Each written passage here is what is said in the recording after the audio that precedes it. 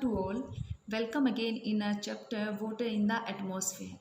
पानी सिर्फ घड़े में या यूँ कह सकते हो मटके में, तालाब में, नहर में या टैंक में या सागर महासागर में ही नहीं होता बेटा। हमने ये किया था कि एटमॉस्फेयर के अंदर भी जल विद्यमान होता है, मतलब वायुमंडल में।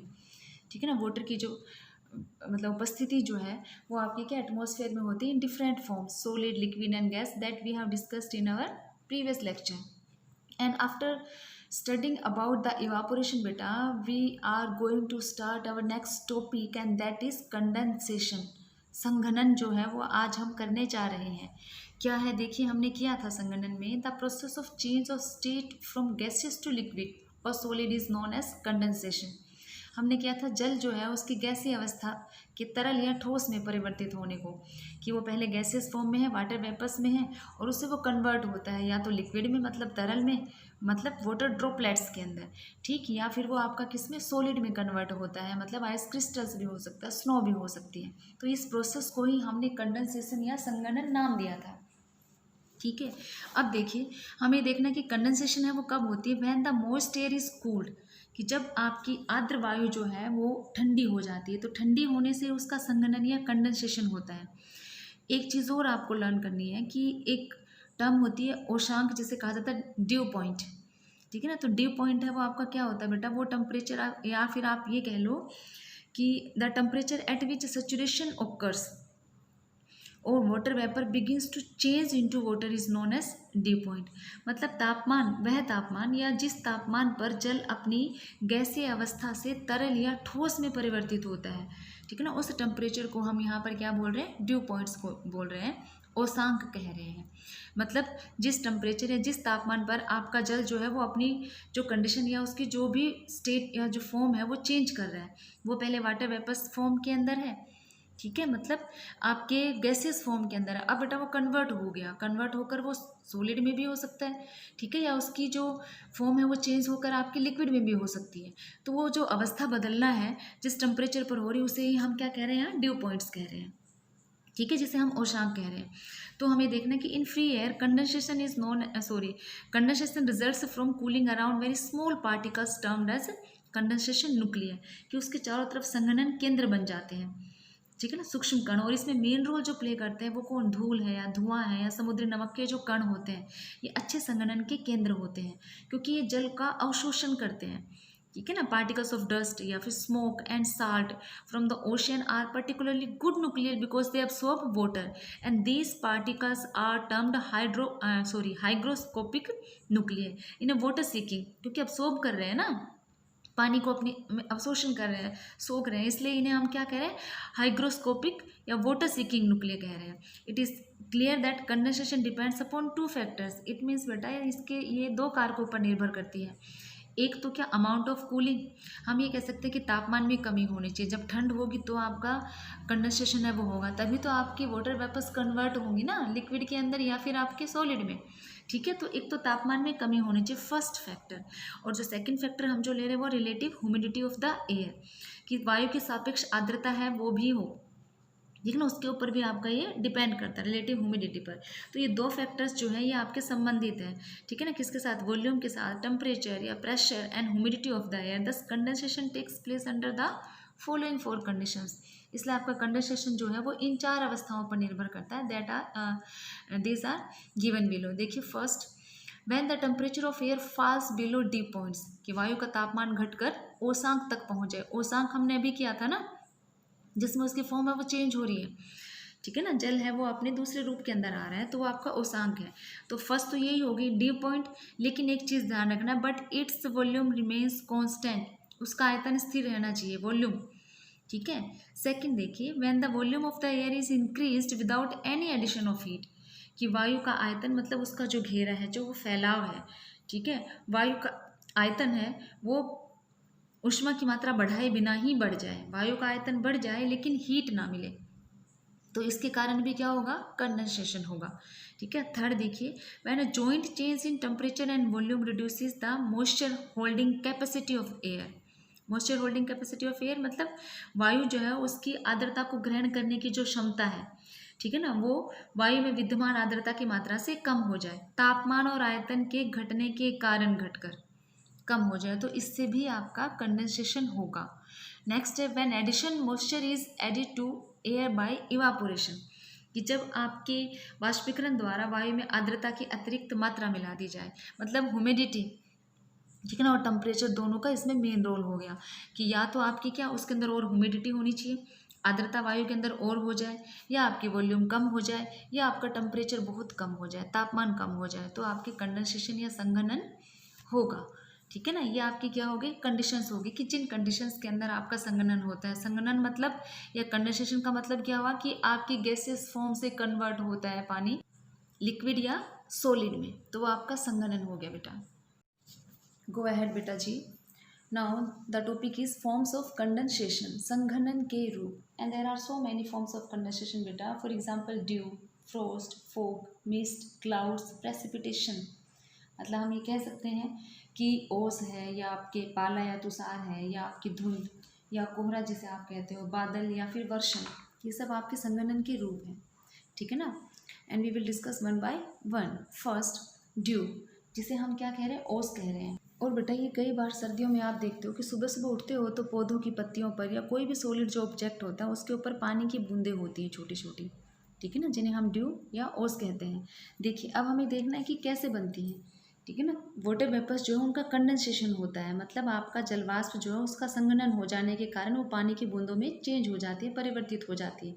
जैसे आप फ्रिज से बोतल या पानी का गिलास रखते हो, फ्रिज से बाहर निकालते हो बोतल, या फिर उस पानी को आप किसी ग्लास में डालते हो, तो आप देखोगे कि ग्लास के बाहर छोटी छोटी बूंदें हैं वो बन गई हैं, हालांकि हम पानी ग्लास के अंदर है या फिर उस बोतल के अंदर है। ठीक है ना, बाहर पानी नहीं है और उसके बावजूद भी बाहर है, वो थोड़ी देर बाद रखने पर आप देखते हो कि वो बूंदें बन गई हैं, और थोड़ी देर रखा रहने के बाद वो बूंदें जो हैं वो पानी में कन्वर्ट होकर नीचे पिघल कर उसके तल तक आ जाती, बाहर बहना शुरू करती है। तो ये किस लिए, क्योंकि मॉइस्चर है, ह्यूमिडिटी है वहाँ पर। ठीक है ना, उस ह्यूमिडिटी के कारण ये कन्वर्ट होती है। तो देखिए ऐसा कब होता है। ठीक है ना, अर्थ सरफेस जो है बेटा is heated during day time and it cools down at night, मतलब दिन में वो गर्म हो जाता है ना, और रात को वो ठंडा हो जाता है। ठीक है, तो इससे क्या होता है आपके the cooling, sometimes the cooling is so much that the temperature of the air touching our surface falls below dew point, and water vapors present in the air condenses and is deposited in the form of droplets on cooler surface of solid objects such as stones, grass blades and plant leaves. It means बेटा उसको छूने वाली जो वायु है उसका तापमान ओशांक से नीचे गिरता है, और आपको पता है कि वो ओशांक से नीचे गया है, तो उससे आपके वायु में जो भी जल वाष्प है उसका संघनन होगा और उसकी छोटी छोटी बूंदें बन जाएंगी, और वही बूंदें जो है वो पौधों की पत्तियों पर, ठीक है ना, या और कोई भी जो तल आसपास है उनके ऊपर या घास की पत्तियों पर, इन पर जम जाती हैं। इन्हीं को हम क्या कह रहे हैं, यहाँ पर ओस कह रहे हैं। अब हमें देखने कौन कौन सी कंडीशंस है, मतलब ऐसे फेवरेबल कंडीशंस हैं जिनके अंदर आपकी ओस है वो बनती हैं। तो उसके लिए एक तो लॉन्ग नाइट्स होनी चाहिए, लंबी रातें। ठीक है ना, because long nights give sufficient time for cooling the earth surface and the air touching it. ठीक है ना, एक लंबा समय मिल जाता है लंबी रात होने से। पृथ्वी का तल है वो बहुत देर देर मतलब लंबे रात होने के कारण वो अधिक ठंडा हो जाएगा, और उसके साथ जो टच होती हुई या उसके साथ लगती हुई जो वायु है या एयर है वो भी ठंडी होगी, और इससे आपका जो टेम्परेचर है वो आपका क्या ड्यू पॉइंट या ओशांक तक पहुंच जाएगा, और इससे क्या होगा, ओस बनेगी। ठीक है, या फिर आपका नेक्स्ट है क्लियर स्काई। हमने पढ़ा था अगर क्लाउडी होता है वेदर, ठीक है ना, या आपके बादल होते हैं तो वो आपके क्या ऑब्स्ट्रक्ट या रोकते हैं, बाधा बनते हैं। ठीक है ना, किसके सन रेज को आने में बेटा, और उनको रेडिएट होकर जाने में। तो इसलिए अगर स्काई जो क्लियर है, साफ है, तो it permits sufficient heating and large scale evaporation during day. ठीक है ना, मेघ रहित अगर आकाश होता है तो वो रात के समय पृथ्वी शीघ्र ठंडी होगी और भूतल के साथ लगने वाली वायु भी ठंडी हो जाएगी। फिर से क्या होगा, ओसांक जल्दी होगा और इससे फिर क्या होगी, ओस पड़ेगी। ठीक है, या फिर आपकी शांत वायु, काम एयर, अगर एयर के अंदर मूवमेंट नहीं होती है, ठीक है, तो एयर अगर काम है तो it will remain in contact with the earth surface for a long time and cool down to dew point and dew will be formed. मतलब आपकी देर तक, ठीक है ना, वो रह पाएगी संपर्क में भूतल के नज़दीक वो वायु, और ठंडी होगी, और ठंडी होने पर फिर से क्या होगा, हमने कहा था ना कूलिंग, कि हमने जो दो फैक्टर किए थे उस हमने एक फैक्टर जो बेटा लिया था वो आपका यही लिया था। ठीक है ना, उस फर्स्ट जो था अमाउंट ऑफ कूलिंग का था। तो वैसे ही टेम्परेचर अगर नीचे हुआ, ओसांक से नीचे ड्यू पॉइंट हुआ, तो इट मीन्स आपका फिर कंडेंसेशन होगा। नेक्स्ट आपका high relative humidity. High relative humidity है वो बहुत जरूरी है, essential for the formation of dew. Where the humidity is low, dew is not formed even if temperature falls below dew point. Mind it बेटा, मैं जो बता रही हूँ ध्यान से सुनो कि अगर आपकी आर्द्रता नहीं है, ठीक है ना, तो तापमान कितना भी कम हो ओस नहीं गिरेगी। ठीक है, आर्द्रता का मतलब अगर मॉइस्चर या ह्यूमिडिटी एटमॉस्फेयर के अंदर नहीं है तो आपकी ओस किसकी बनेगी, क्योंकि उसी मॉइस्चर की या उसी की तो बनेगी ना।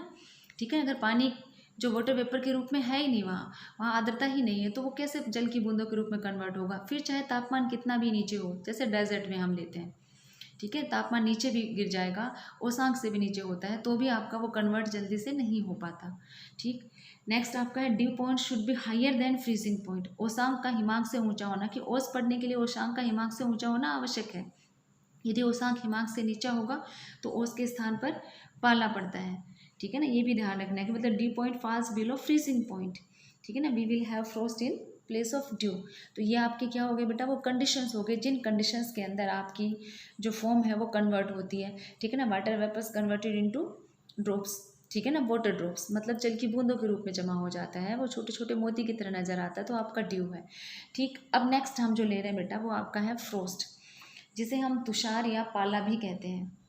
ठीक है, अब देखिए फ्रोस्ट जो है ये कब होता है, मतलब वही पानी की जो बूंदें हैं अगर वो सफ़ेद आइस पार्टिकल्स के रूप में, मतलब एक सफ़ेद बर्फ़ की चादर की तरह धरातल पर नजर आती है, over a large area is called frost या वाइट फ्रोस्ट, तो उसे ही हम पाला या तुषार कहते हैं।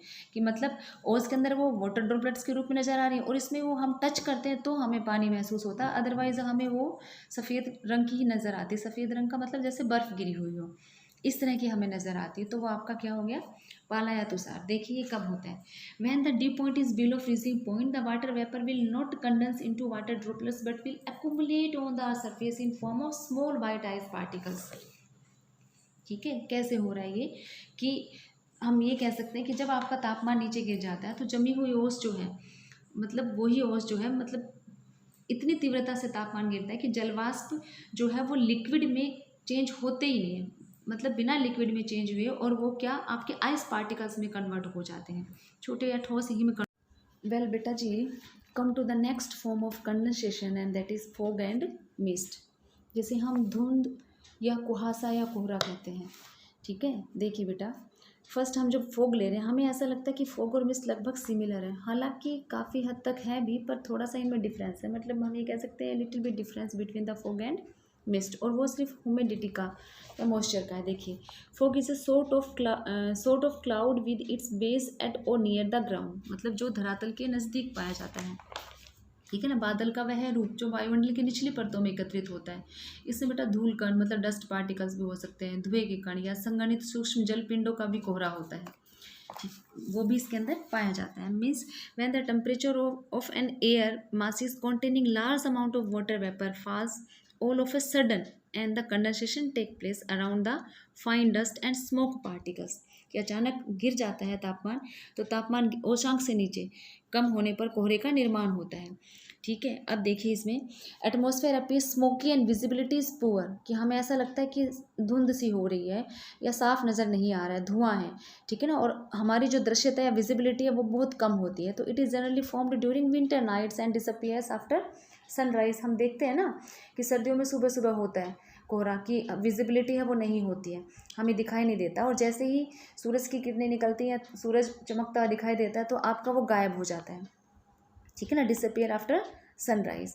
ठीक है, ऐसे ही अर्बन या इंडस्ट्रियल जो सेंटर्स हैं उसमें स्मोक भी होती है, प्रोवाइड्स प्लेंटी ऑफ न्यूक्लियर। ठीक है ना, जो कि आपका फोग और मिस्ट है, मतलब आप ये कह सकते हो help the formation of fog and mist. ठीक, अब देखिए हमें ये देखना है कि दोनों में क्या है, फिर मिस्ट हम किसे कह रहे हैं और फोग किसे कह रहे हैं। तो फोग के अंदर हम ये कह रहे हैं विजिबिलिटी कम है, ऐसे मिस्ट में भी कम है, पर फोग जो है वो नियर जो या निचली जो धरातल की परत है उस पर पाया जाता है। मिस्ट आपकी ऊंचाई पर भी हो सकती है, जिसे हम कुहासा कह रहे हैं। ठीक है, देखिए हमने इसमें डिफरेंसेस भी हम इसमें डिफरेंस जो ले रहे हैं वो क्या है आपका, कि आपका जो फोग है are mini clouds in condensation takes place around nuclear provided by the smoke and salt particles. ठीक है, या ये ड्रायर होती है देन मिस्ट की बजाय, मतलब इसमें शुष्कता होती है फोग, जिसे कि हम कोहरा कह रहे हैं। और मिस्ट जो है, कुहासा जो है बेटा, या आपकी जो धुंध है, ठीक है, ये वो होती है जिसके अंदर आपकी नमी होती है, contains more moisture than the fog. ठीक है ना, in mist each nuclear contains a thicker layer of moisture, ठीक है ना। Mist are frequent over mountains, इसलिए पर्वतों पर, ठीक है ना, ऊंचे क्षेत्रों के अंदर ज़्यादा होती है। मतलब सर्दियों में जब आप आते हो तो आपको जब धुंध नज़र आती, विजिबिलिटी नहीं होती, तो इट मीन्स वो आपका फोग है। परंतु देखो कई बार ऐसा भी होता है कि उस धुंध के साथ हम जब ड्राइविंग करते हुए आते हैं तो हमें ऐसा लगता है कि हम गीले हो गए हैं, ठीक है ना, और हमारे ऊपर भी एक लेयर सी जम जाती है बर्फ़ की, जो भी हमने ऊपर पहना होता है आपका कोट या जो भी, उसके ऊपर एक लेयर सी नज़र आती है, तो वो मिस्ट है। फॉग के साथ आपकी मिस्ट है, मतलब कोहरा भी है, और उस कोहरे के साथ साथ आपका कुहासा भी है जिसके अंदर मॉइस्चर या ह्यूमिडिटी है, आर्द्रता जिसके अंदर है। और जब बेटा आपकी स्मोक मतलब धुआं, ठीक है ना, और उसके साथ आपकी फॉग दोनों मिल जाती है, ऐसा कहाँ होगा, जहाँ इंडस्ट्रियल एरियाज़ है, अर्बन एरिया जहाँ बहुत ज़्यादा ट्रैफिक है, पोल्यूशन जहाँ बहुत ज़्यादा है, तो वहाँ स्मोक के साथ में और आपकी फॉग मिल जाती है। तो स्मोक और फॉग मिलकर आपके स्मोक बनाती हैं, जिसे हम क्या कहते हैं, धूम्र कोहरा कहते हैं। जैसे फॉर एग्जांपल हर बार आप विंटर्स में देखते हो कि दिल्ली में पोल्यूशन के कारण है वो आपके वेकेशन होते हैं विंटर्स में, ठीक है, तो वो आपका क्या होता है, स्मोक होता है, ठीक है ना, स्मोक प्लस फॉग। उसके कारण एक तो पोल्यूशन वाला, उस पोल्यूशन की वजह से ही क्या आपको मिल जाता है फॉग के साथ आपका स्मोक, स्मोक जिसे हम स्मोक कह रहे हैं, वो आपका धूम्र कोहरा होता है। ठीक, तो आप समझ गए होंगे ना फॉग में मिस्ट में क्या फ़र्क है।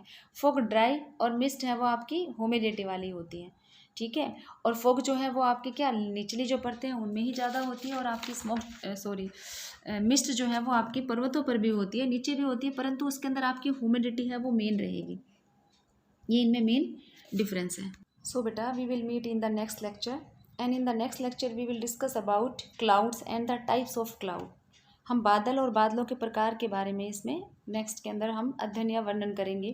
मैं बेटा आपको बादलों की आकृति के बारे में बताऊंगी, और प्यारे बच्चों आप उसमें रंग भरिएगा, ठीक है ना, तालमेल अच्छा बनेगा। ओके।